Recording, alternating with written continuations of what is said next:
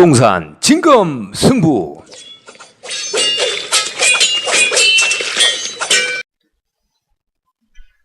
안녕하십니까, 진검입니다. 지난 시간에 이어서 두 번째 시간 시작하도록 하겠습니다. 오늘의 주제는 돈되는 지식산업센터 투자 분석법입니다. 부동산 진검 승부는 투자는 진검 승부처럼 진지하게 하자는 의미고요. 그래서 제 닉네임 또한 진검으로 지었습니다. 시작하겠습니다. 오늘의 순서인데요. 1. 지식산업센터의 장단점. 2. 입지 분석. 3. 지식산업센터의 종류 및 구성. 4. 입주자 선호호실 및 기피호실. 지식산업센터의 장단점을 따지기 전에 일반 투자자들의 지산투자의 쏠림 현상 이유는 무엇일까를 한번 얘기해보고 싶은데요. 제 나름대로 제 사견이긴 합니다만, 소액 투자자들이 지금 투자할 곳이 마땅치 않기 때문이 아닌가. 소액 투자자들의 가장 큰 관심사였고 선풍적인 인기를 끌었던 아파트 갭 투자가 어려워진 환경 탓이다라고 볼 수 있습니다. 아파트 갭 투자를 모르시는 분들을 위해서 간단하게 설명을 드리자면, 아파트 갭 투자는 시세와 전세가가 얼마 차이 나지 않는 지역, 쉽게 말해서 전세 수요가 많은 지역에 가서 물건을 매수하는 것인데요. 예를 들면 2억짜리를 분양이 아니라 매매대금 10% 2천만 원을 넣어놓고 그 다음에 전세 들어올 사람 구하는 것이죠. 예를 들면 90% 전세가가 90% 시세 대비 90%라고 한다면 1억 8천이 되겠죠. 그러면 매매 잔금일 하고 전세 입주자가 잔금 치르는 날하고 같은 날로 정하는 거죠. 그래서 자기는 2천만 원을 냈고 전세 들어오는 사람의 보증금을 받아서 매매 잔금을 치러서 그 아파트를 2억짜리 아파트를 매수하는 방법인데, 이게 이제 예를 들면 본인의 종잣돈이 2억이라고 한다면 2억 가지고 10채를 살 수 있는 겁니다. 그래서 2년 후 임대차 계약이 종료했을 때, 예를 들면 평당이 아니라 한 채당 1,000만 원이 올랐다. 그럼 10채면 1억이잖아요. 2천만 원이면 2억이 될 것이고, 그렇게 해서 수익을 남기는 그런 투자가 굉장히 유행이었죠. 작년 중반기까지만 해도 굉장히 유행이었고, 그의 수익을 굉장히 많이 냈던 분들도 굉장히 많습니다. 제 주변에도. 그런데 지금 새 정부 들어와 가지고 주거 안정과 가계 부채를 줄인다는 명목하에 여러 가지 부동산 규제가 있었죠. 대표적인 게 다주택자 양도세 중과세 부분하고, 그다음에 대출 규제, 그다음에 전매 금지 등이 있겠습니다. 당연히 기업 투자는 다주택자가 돼야만 수익을 발생할 수 있는 상황이었어요. 구조이기도 하고. 그렇다 보니까 지금 현재 배보다 배꼽이 더 커지니까, 양도세가 더 많아지고 배보다 배꼽이 더 커지니까 소액 투자로 각광받을 수 없는 상황이 됐고, 그래서 지금 요즘 현재 수익성 좋은 수익형 부동산으로 뜬 지식산업센터로 지식산업센터 투자로 쏠림 현상이 발생하지 않나 싶습니다. 지식산업센터의 장점을 살펴보도록 하겠습니다. 다른 수익형 부동산보다 초기 투자 비용에 대한 부담이 적다. 왜 그러냐면은 뒤에 좀 살펴볼 건데요. 분양대금만 가지고도 분양대금에서 분양 계약금만 가지고도 충분히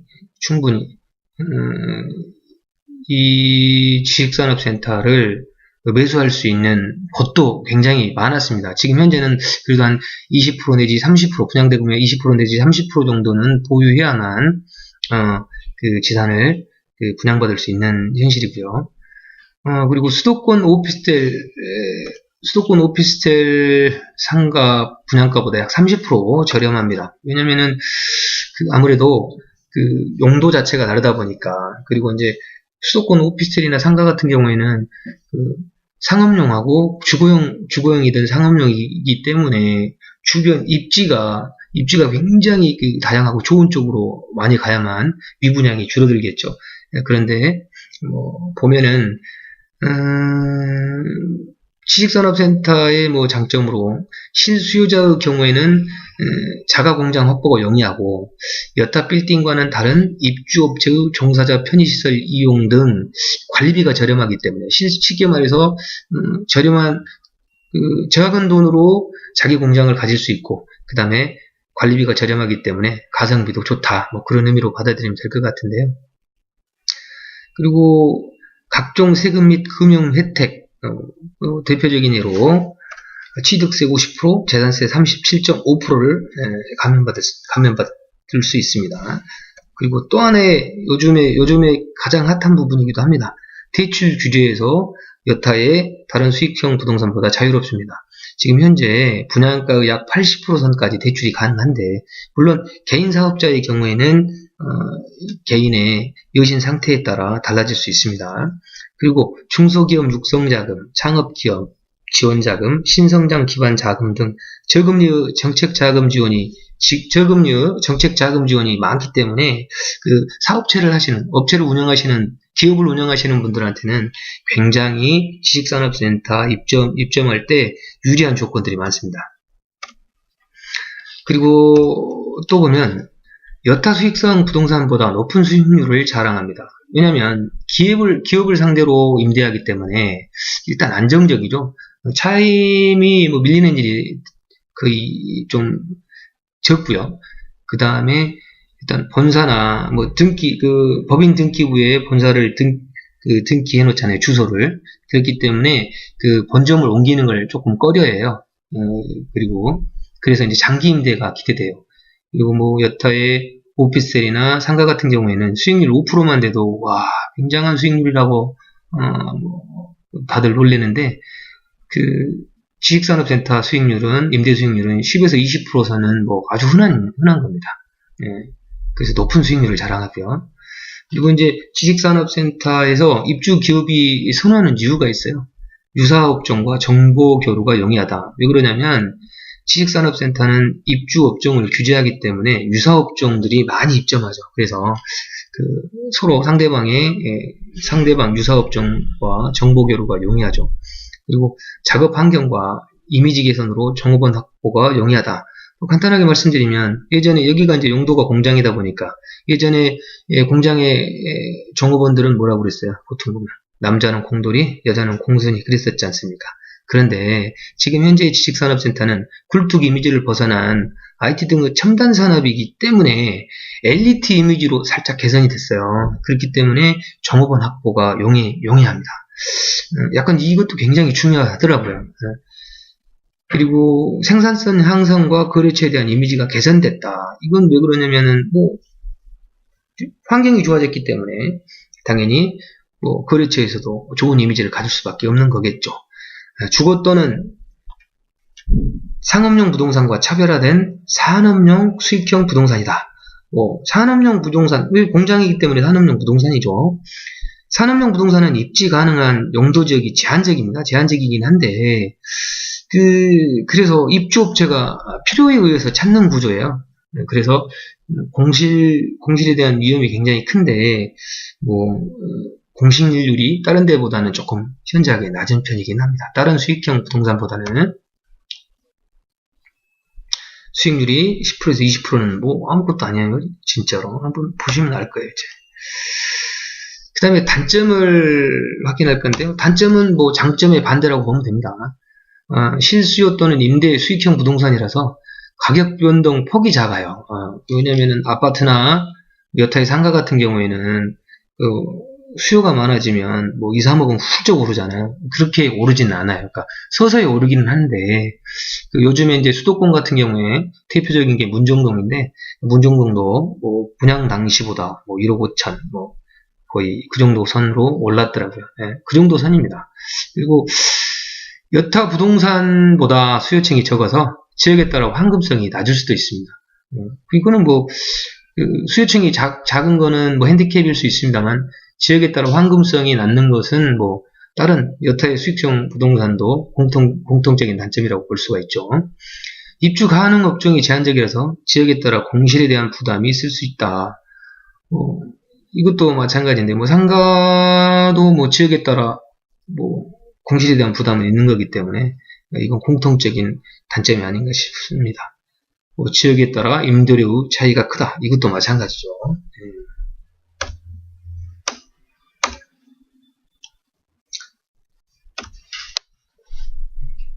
입지적 분석인데요.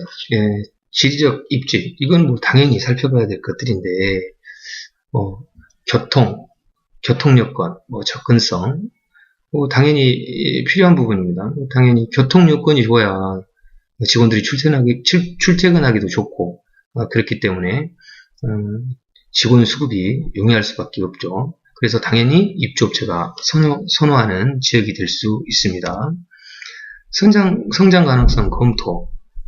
당연히 앞으로 발전 가능성 없는 곳의 지식산업센터라면은 당연히 그 지식산업센터도 마찬가지로 향후 발전할 수 있는 시세 차익을 노린다거나 그다음에 입주 업체들조차도 꺼리는 지역이기 때문에 성장 가능성이 있는 지역인지 검토가 필요합니다. 대표적인 예로 신흥개발단지 같은 경우에는 앞으로 무궁무진하게 발전할 수 있는 곳이기 때문에 그런 쪽의 것들을 꼼꼼하게 살펴보면 좋겠죠. 배후 세력, 유호 수요적 입지를 살피는 것인데요. 당연히 대기업 근처에 입지를 두고 있는 지식산업센터 경우에는 그 대기업과 관련된 하청업체들을 입점이 많아질 수밖에 없고, 그 다음에 종사자의 거주 가능한 주거지역이 있는지 없는지 꼭 살펴봐야, 입주업체의 종사자들이 편하게 쉬면서 출퇴근할 수 있는 여건이 되는지, 그런 것들까지 꼼꼼히 살펴봐야 되겠습니다. 개발 호재. 개발 호재는 당연히 개발이 된다는 것은 발전해서 나아진다는 의미이기 때문에 대표적인 예로 신흥 요즘에 역세권이 될 수 있는 곳인지 신설도로가 개통하는 건지 여타의 여러 가지 개발 호재가 있는지를 살펴봐야 되겠죠. 규모 및 시스템 확인. 당연히 작은 단지보다 큰 단지가 지산의 업체들이 입점하기를 선호하죠. 아파트도 비단 아파트도 외외는 아니지 않습니까? 나홀로 아파트보다는 대단지 아파트들을 입주를 선호하죠. 그리고 비싸기도 합니다. 이유는 간단하죠. 관리의 주체가 있고 그 다음에 편의시설들이 되게 좋습니다. 지산도 마찬가지 이유기 때문에 규모와 그 다음에 지산의 구성, 업종이 무엇인지 꼼꼼하게 살펴볼 필요가 있습니다. 지저분한 업종이라고 한다면 당연히 건물 전체가 나중에는 그런 비슷한 류의 업종으로 다 채워지기 때문에 쉽게 말해서 폭이 좁아지겠죠. 수요의 폭이 좁아지니까 당연히 규모 및 시스템 확인은 꼭 필요하다고 볼 수 있습니다. 지원시설의 구성 확인. 당연히 상가의 구성, 그 다음에 편의시설, 쉽게 말해서 입주 종사자의 복지를 확인하는 것인데요. 아무래도 편의시설이 좋고 그 다음에 상가 구성 자체가 다채롭다면은 종사자들도 편리할 것이고 종사자들 뿐만이 아니고 외주 근처의 지역 주민들도 활용할 수 있는 말 그대로 복합 형태의 빌딩으로 활성화될 수 있는 것이기 때문에 그렇다고 하면 당연히 건물에 대한 이미지도 좋아질 것이고 시세도 상승 효과를 노릴 수 있다고 볼 수 있겠죠. 다음에 시행사, 시공사, 신탁사를 확인하는 것인데 이거는 사업 안정성 검토죠. 대표적인 예로 요즘에는 시공사가 신탁사에게 책임 준공 각서를 써서 내보내요. 완공되지 않지는 않아요. 근데 다만 문제는 미분양 날 수가 있잖아요. 지역적인 부분이나 이런 것들 때문에. 시공사가 탄탄한 곳인가.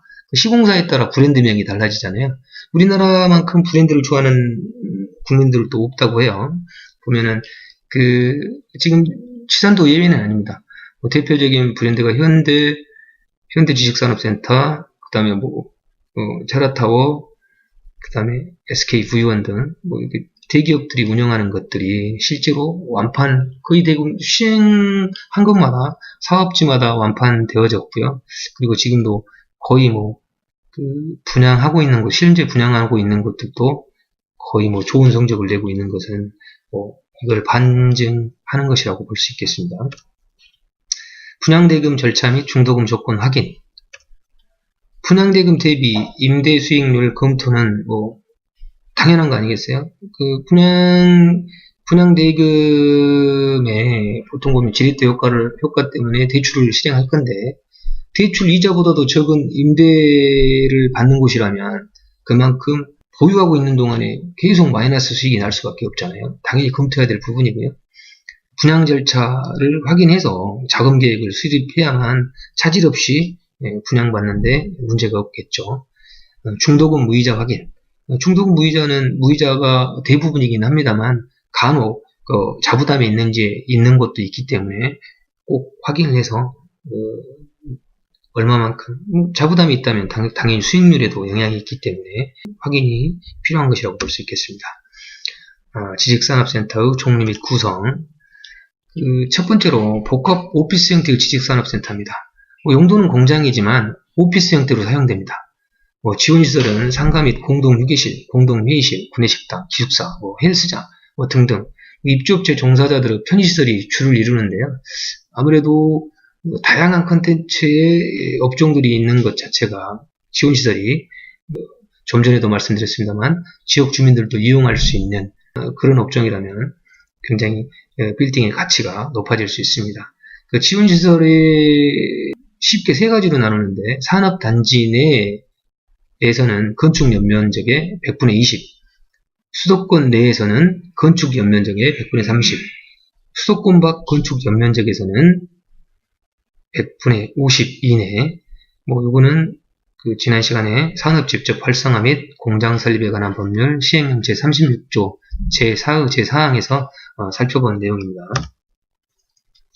그리고 두 번째는 드라이브인 시스템을 적용한 지식산업센터인데요. 지원시설의 구성은 비슷합니다만 드라이브인 시스템은 제조와 물류를 특화한 구성입니다. 통상 8층까지가 드라이브인 시스템을 적용을 해요. 그 이상 올라가면은 아무래도 차량으로 이동하다 보니까 물류에 대한 이동 시간에 대한 부담감 때문에 보통 5층에서 8층 선에서 드라이브인 시스템을 적용을 합니다. 여기 보면 외관상 지식산업센터인데요.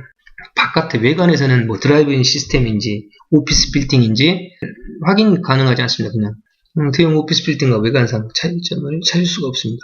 보통 드라이브인 시스템은 입주사원 물류가 편리하도록 호실까지 진입 및 하역이 가능하게 만든 방식이다 라고 합니다만 두 가지로 나눠져요. 직선형 드라이브인 시스템과 곡선형 드라이브인 시스템. 두 방식 다 차량 진출이 용이하도록 한 것인데요. 직선형 드라이브인 시스템은 쉽게 말해서 바로바로 올라가기 때문에 공간을 많이 차지하지 않는데, 곡선형 드라이브인 시스템은 뱅글뱅글, 이마트 같은 경우에도 드라이브인 시스템이죠. 보면 주차장 같은 경우에 뱅글뱅글 돌도록 되어 있지 않습니까? 그래서 층간 이동거리가 길고 공간을 많이 차지한다는 단점이 있습니다. 그리고 보통 드라이브인 시스템은 도어투도어 시스템인데 쉽게 말해서 양계문입니다. 1톤 트럭이 공장 안까지 쭉 들어가서 하역할 수 있는 구조고요. 그리고 물류가 편리하도록 높은 층고를 자랑합니다. 높은 층고를 자랑하는데 그러다 보니까 공간의 활용도가 좋죠. 공간의 활용도가 높고 물건을 적재하기도 편하고요. 보통 이제 불법이긴 합니다만 입주사들은 복층으로 만들어서 2층은 사무실로 1층은 물류 및 공장으로 일부를 복층 만들어서 이렇게 사용을 하고 있습니다. 드라이브인 시스템의 기준층은 1층이에요. 1층에 보통 화물 하역장이 있고 가장 비싸죠. 왜냐하면 쉽게 말해서 물류가 가장 빠르고 편리하기 때문에 1층이 가장 비쌉니다. 바로 들어가서 바로 진행하니까요. 이동거리가 짧지 않습니까? 그리고 한 층씩 올라갈수록 가격대가 싸져요. 역시 이것 또한 물류가 불편해지죠. 이동거리가 길기 때문에. 그리고 마찬가지로 지하로 한 층씩 내려갈수록 싸집니다. 이것도 똑같은 이유 때문에 그렇습니다. 입주자가 선호하는 호실과 기피하는 호실에 대해서 알아보겠습니다. 입주자뿐만이 아니고 분양하는 사람들도 마찬가지인데요. 그러니까 입주자 입장에서 입주자들이 선호하는 호실을 먼저 선정한다면 공실에 대한 위험이 현저히 낮아지겠죠. 예, 첫 번째로 코너 호실입니다. 코너 호실은 서비스 면적인 테라스가 두 군데예요. 확장을 하면 전용 면적이 넓어지겠죠. 그래서 그 넓어진 면적대로 임대료를 받을 수 있습니다. 그래서 임대료가 상승할 수 있습니다. 그래서 다만 이제 단점은 면적이 넓기 때문에 분양 받을 당시에 비싸죠. 그리고 두 번째는 접근성이 뛰어난 호실입니다. 진출입구와 가까운 호실이나 승객용, 화물 엘리베이터와 가까운 호실입니다. 당연히 이거는 물류의 편리성이나 종사자의 출입의 편리성 때문입니다. 그리고 분양가 대비 수익성이 좋은 호실. 왜냐면 싼 가격에 받았는데 임대료를 받았을 때 이자 내고도 충분히 많이 남을 수 있어요. 그러면은 만약 공실이라고 하더라도 조금 임대료 낮춰서 내가 손해는 안 보니까 이미 이자는 충분히 내고도 남는 거라면은 충분히 조율할 수 있는 유도리가 크기 때문에 드리는 공실률이 낮아지겠죠. 그렇다면은 입주업체는 가성비가 좋은 호실을 선호하죠. 쉽게 말해서 싼 곳을 더 좋아합니다. 시설이 거의 비슷비슷하기 때문에. 그래서 분양가 대비 수익성 좋은 호실도 입주업체가 선호하는 호실이라고 볼 수 있죠. 그리고 전통적이죠. 모든 부동산에 통용되는 남향뷰 또는 대류변 호실. 쉽게 말해서 가시성이 높은 호실인데요. 눈에 잘 띄고 내가 답답하지 않게 바깥에서 볼 수 있는 호실. 이건 입주사들도 선호하긴 합니다만 나중에 매도할 때 굉장히 유리하죠. 그리고 황금성이 뛰어난 호실일 수도 있습니다. 그래서 대부분 이런 호실은 분양가도 비싸고 매매가 자체도 높은 편입니다. 기피 호실은 선호 호실의 반대라고 보면 되겠는데요. 접근성이 떨어지는 호실이고, 그 다음에 화장실 가까운 호실, 공동 화장실로 공동 화장실 때문에 소란스럽죠. 그래서 그리고 이제 화장실이라는 이미지 때문에 지저분하다 이런 이미지 때문에 제일 처음에 다른 호실이 여러 개라면 좀 마지막에 입점하는 경향이 있습니다. 오늘 여기까지 쭉 지식산업센터의 입지 분석과 장단점을 좀 한번 살펴봤습니다. 부동산 진검승부 다음 시간의 주제는요. 지식산업센터 투자의 종류와 투자 방법을 비교하는 시간을 갖도록 하겠습니다. 투자를 어떤 식으로 할 것이며 어떤 장단점이 있는지를 비교하는 시간이 될 것입니다. 구독과 좋아요 부탁드리겠습니다. 감사합니다. 진검이었습니다.